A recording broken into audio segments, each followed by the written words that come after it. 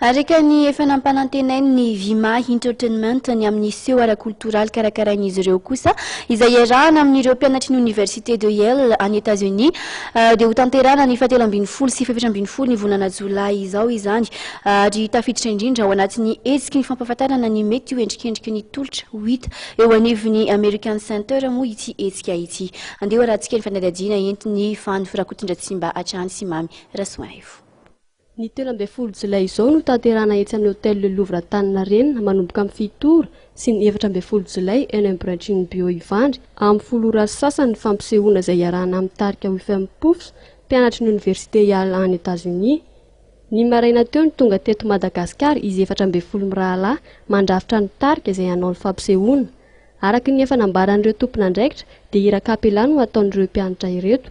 Izany hoe tsy hampiasa zava-maneno izy ireo fa amin'ny alalan'ny feo no handrafitra ny fampisehoana ka amin'ny fiteny anglisy avokoa ny hira hirain'izy ireo.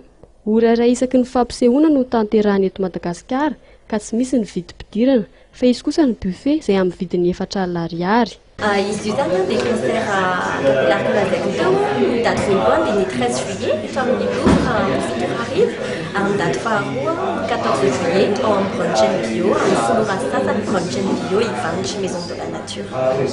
Ny mampiavaka ny ity zany dia ny hirany a cappella 14 zareo tovolahy daholo ny hira cappella midika fa tsy misy instrument, tsy misy batterie, tsy misy piano, tsy misy gitara fa ny feony ihany no hanaovana mozika rehetrarehetra ary aritra adiny iray ny concert cappella ohatra. Ny tarika UFM Pofs izay mitety firenena 520 ao anatiny 420 andro anisany hotsidian'izy ireo i Madagasikara.